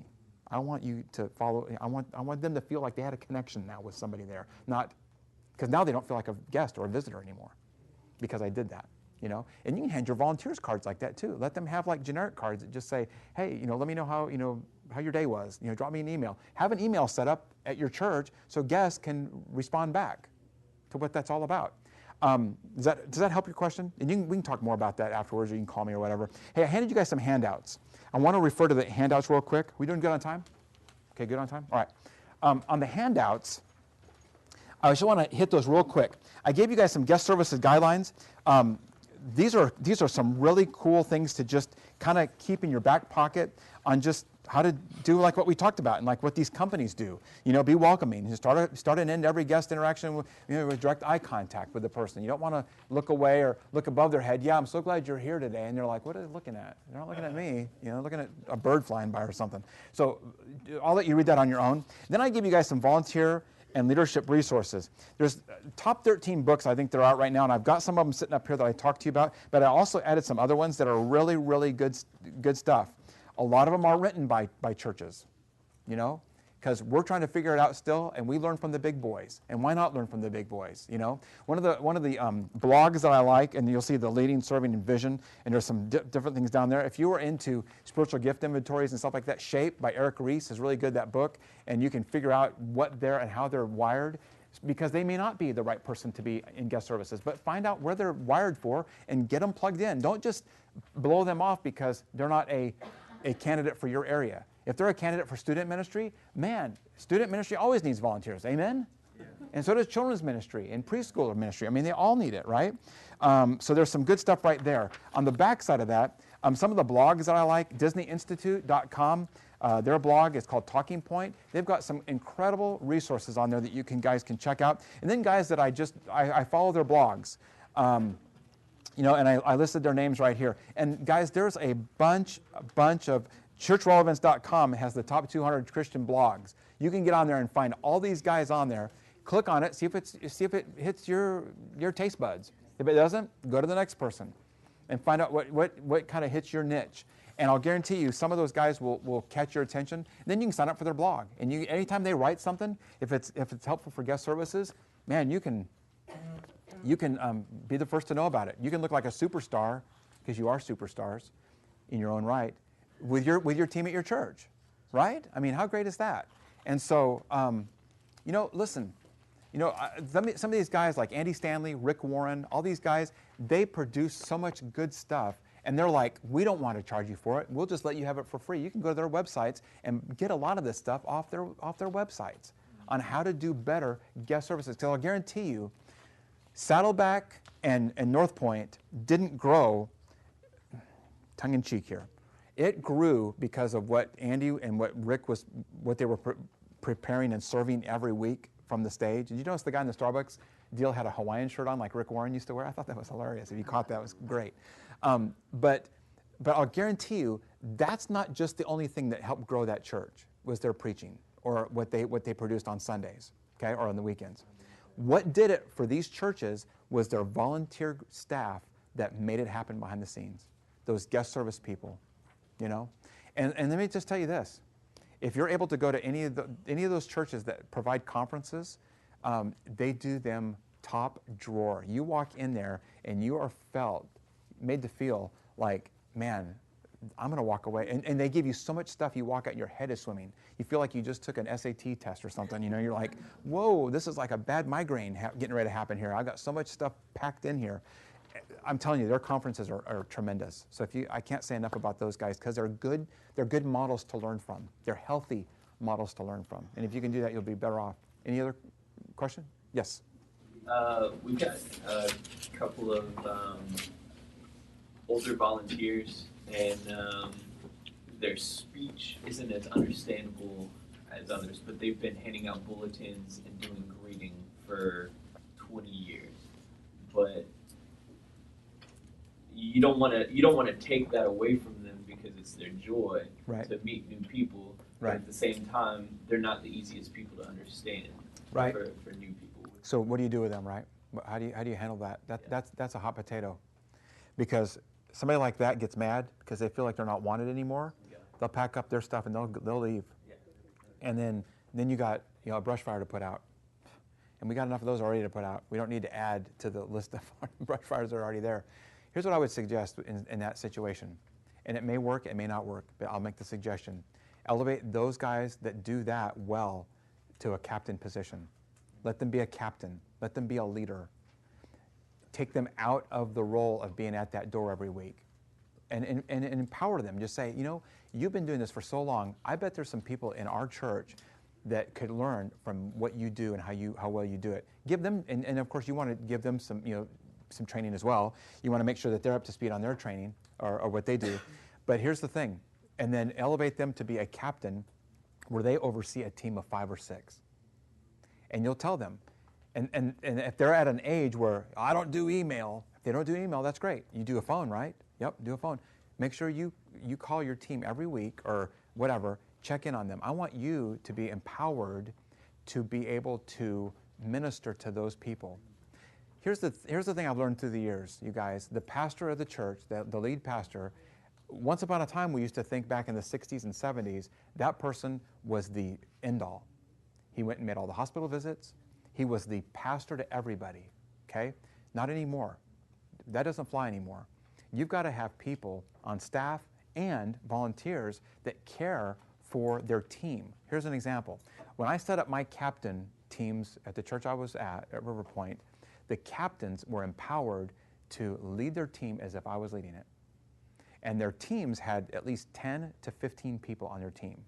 All these captains did, and we had a bunch of captains. We had captains for, our 11-15 blue team ushers, blue team greeters, blue team start here people, blue team shuttles, blue team medical team. We had a medical team. We found a bunch of people in our church that had a medical background, and they weren't volunteering. And we were like, how dumb is this? We need to get them on call, put a beeper on them, and if we have somebody that suffers a heart attack out in the lobby, we can beep them and they can come out and help save their life. We can help somebody who's ill. If a child gets stung by a bee because they're outside doing some nature thing, well, we can send a medical person over to that location and help minister to that person. You don't think the parents would think that that was kind of cool, that their son or daughter got stung by a bee and there was a medical person, that we thought about that? That would be cool. So elevate that person, that older person, to be more of a leader, more of a shepherd, if you want to call him a shepherd or a coach or a captain, to a group that then they don't have to do that. And then they become the pastor, you want to tell them that, but technically, of that group. Yeah. I think that's awesome. Empower them. Use them that way. Yes, ma'am. Do you have your greeters, is their only identifying thing a name badge, or because we have people that don't wear the same t-shirt, don't wear the same anything, so is it just a name badge? And let me answer that question first. Okay. Yes. I think did I give you the resource for like where to get like t-shirts, pins, and lanyards and all that kind of stuff? Okay, we use that because they were great and they were good prices. All those places on there, it's like, how come you just didn't go to one place that did it all? Because we wanted, yes, and we did lanyards like what you're wearing. We did an actual lanyard with a plastic shield that had a printed badge with their name big and their last name small. I'm not going to remember somebody's last name, but their first name I want to remember. So we had that big, and we had that small, and then we had the area that they served in, like greeter or usher or start here or whatever. So yes, we did that because we felt like that was really important. Now, what we did with our guest service team was we spent a ton of money on this because we budgeted for it, and we bought them all embroidered with our logo golf shirts. We stepped it up a notch. We used golf shirts, and we went with turquoise. I was a little not crazy about the color, but guess what? In a dark worship center, when the ushers are walking around there, man, I can see an usher a mile away because they're like beep, beep, beep, like neon, and here was the thing that was cool about that golf shirt. There was a child that somehow, have you ever had a child escape your preschool or children's area? We had a child that escaped their area, unbeknownst to the leadership, and was lost, which is a kiss of death at a church, especially if you don't handle it right and the parents think that you're a bunch of doofuses then because you didn't take care of their kid, they're out. You've lost them probably. So that girl found someone that was wearing a turquoise shirt, and she went up to them and said, I'm lost, I don't know where I'm at. And that person, that leader, took them back found out where they were at because they had a badge on. They had told what location they were in, and so they went and we saved the day. And we got with the parents and we said, hey, look, we goofed. We're so sorry. I mean, we just laid it out there and said we messed up, but we'll look at that this week. We'll do better. We promise we'll do better. This doesn't happen often. I mean, at all. But man, one time is all it takes. And they wear those shirts every week? Yes, they did when they served, only when they served. Now, here the other ministries did wear type of wore like a T-shirt, but I'll tell you what, ladies don't like wearing T-shirts, especially at church, because they want to wear something really nice. So You got to be selective when you decide you want to pull the trigger on that, because you may lose some volunteers, because they'll go, I'm not going to wear that T-shirt, I'll go volunteer somewhere else. Okay, that's the direction we're going. Okay. And then the second one was, he talked a lot about not being engaged in other conversations, but as a greeter, people come up, oh, you haven't seen him in a while, it's so good to see you, you're back, you know. And then so we tried to solve that by having 2 greeters at the door. Well, yes. Then both of them would get tied up because they're talkative, they're friendly people. That's why we put them there. So what do you tell them is the key? I mean, what is the key to not? Shut up. That's what we tell them. No. That was harsh, wasn't it? I'm sorry. It's really harsh. What you got to tell them this. Here's what you have to say. Just have to say to your team, hey, look, I know you're going to engage in conversation, especially if you know that they're, chatty Cathy. They're just going to stand there and they'll talk about anything, whatever. Hey, look, you can only. Please limit your conversations to only like so many seconds to somebody. You please do that. And of course, if the other person is there, put somebody who can kind of help that other person. Don't put 2 people of the same mindset at the same door, because then you'll lose them. They'll be standing there talking, and people will be walking in, and they won't be greeted. So you got to have somebody that can kind of say, "Hey, chatty Cathy." Well, it's not really the greeter; it's the problem. It's the people coming by wanting to talk to them. They're trying to get them to go.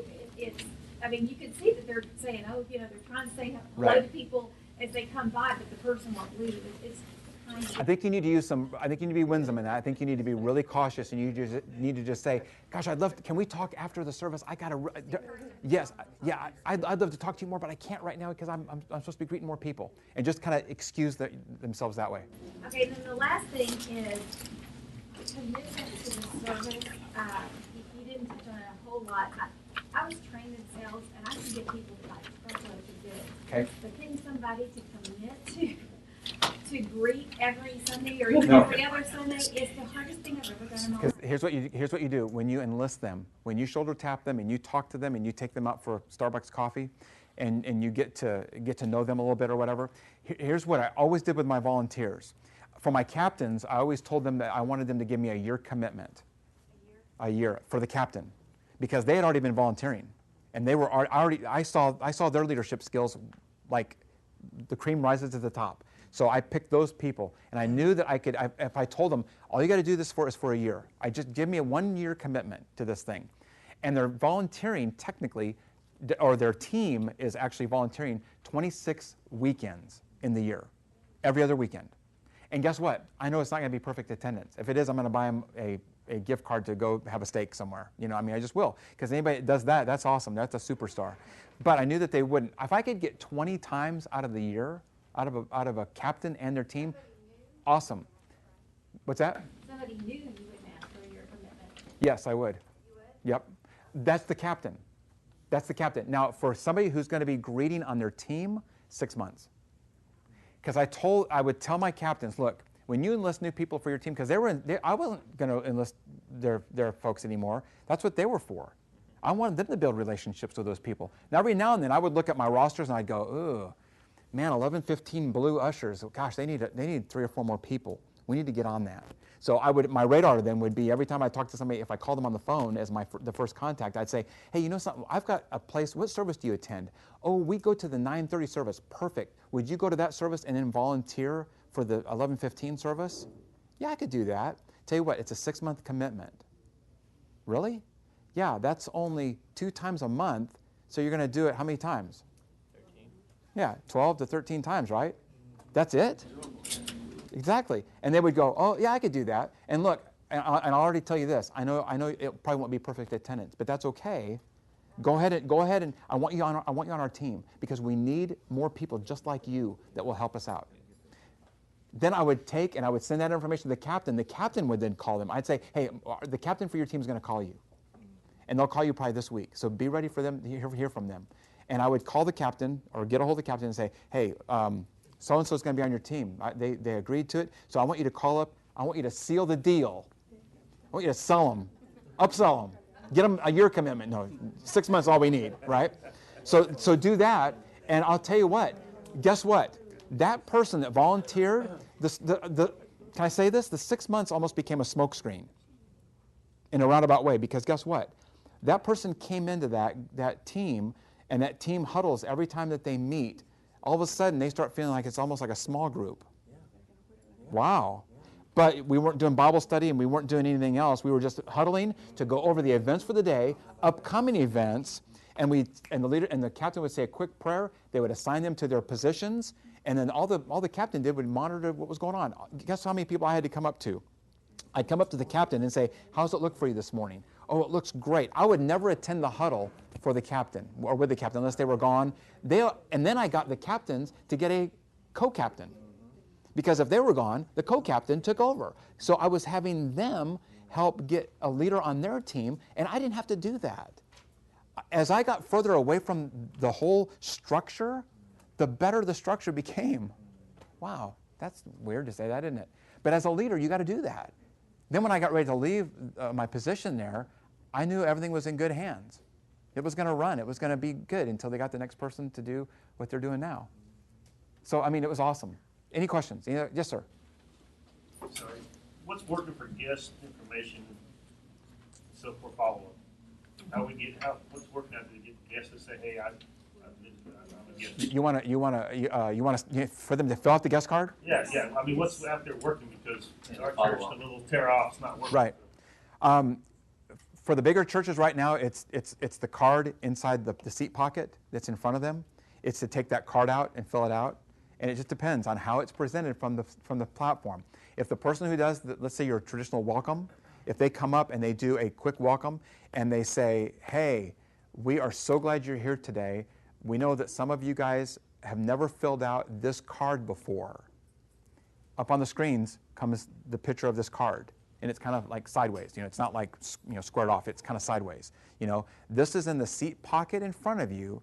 We would really like to know that you were here. We promise we won't show up on your doorstep. We won't do anything weird by coming over to your house and knocking on your door. We won't send you weird emails. We just want to know, how can we help you? And that's how we did it. Now, on the flip side of that, to get volunteers to help, like to fill out that card, sometimes we may say in the service, and we may highlight a ministry. This depends. Hey, you know something? We have so many opportunities here for you to become involved. Because guess what? You coming every week and just sitting there and absorbing what we're doing every week and getting out the door, you're not going to build a relationship here. In fact, if you keep going the same way you're going right now, in 6 months, you probably won't stay here because you have no connections with anybody here. So it's going to be imperative that you join a team, join a small group, go to somebody's house, do life together. I mean, we used all those catchphrases kind of a thing. And that's how we would do it. Now, we would do once a year, we would do a big volunteer rally thing to get people to sign up, and you have to name it what you want to name it. I mean, we just had a big deal where everything in the service, from the message, everything was about serving and giving your life away. And that's what we told people. We want you to give your life away here at our church. We don't want you to come and just sit in the seats and just absorb like a sponge. That's right. We want you to give your life away. We want you to give it away because guess what? People are dying out there with no relationship with Christ, and you can be that connecting point for that person. You really can. And we want you to give your life away. We want you to serve. And it isn't easy. We know it isn't easy. We're going to have you come early. We're going to have you stay probably a little bit later. You're going to park in a grass lot where you're not going to be able to park on pavement. But guess what? We want you to give yourself away. We want you to give your life away. If you'll do that, you will grow spiritually from that. You'll grow in your faith. You really will. And so we would have a volunteer fair, if you will. We'd put up a huge tent. We'd have all the ministries featured. We would give away prizes. We'd have our deal had a big spinning wheel because I used to live in Vegas. Did you guys know that? I used to live in Las Vegas, served at a church there. So it was natural for us to have a wheel of fortune to spin that baby. Where it stops, nobody knows, folks. Come on. And we would give away free stuff, like free drinks at our cafe. Oh, by the way, guess what? We need volunteers there, too. You want to sign up and help us you want to be a barista here at our church? We'd get a lot of Starbucks people that would start coming to our church that they'd go, man, I want to do that because I know how to. And we were like, yeah, we want you to do that because you are awesome. You make coffee rock, man. And we'd get them to volunteer. So that's what we would do. You just got to make the appeal to it and do it in a creative way where it's not just, hey, we know some of you are visitors with us today. They're not going to sign it. They don't want to be labeled a visitor. They want to be known as somebody that is valued as a guest. Other questions? Sir, yes, sir. I have a number of questions, but they all circle around one theme. Okay. And that is, there seems to be an idea among some that you want to engage people and get them active in ministry as quickly as possible. Yes. And I've heard some of the things you say Yes. lean that direction, but I've also heard don't be overbearing. Right. And that there's a tension there. There is a You tension know there. how to ask the question. There's a tension there. I'll tell you why there's a tension there, because every area in our church needs volunteers. Especially if this is an area that's neglected, that's got weeds growing in it, where there's cracks in the sidewalk of this ministry, and it hasn't been looked at, or I mean, we fuel funds into student ministry, children's ministry, preschool ministry, because we know that parents want quality there, and everything else kind of goes by the wayside when it comes to like that. So there is a tension there because we need volunteers to step up and be engaged and be active. So, but we don't want to be so overbearing. So you got to find your middle ground there. You really do. And you got to know when to strike and when to back off and when not to do it. So you got to know your situation really, really well. You really do. So I told Josh this, if anybody was interested in ever me coming to your church, talking with your folks, training your people, it wouldn't be the same stuff we talked about today. It would be a whole different kind of shooting match, if you will. I would be more than happy to talk to you what that looks like and what that means. But yeah, you got to find a middle ground with that. You can't be overbearing all the time. You got to know when to hit and when not to hit, and kind of go and kind of ease up.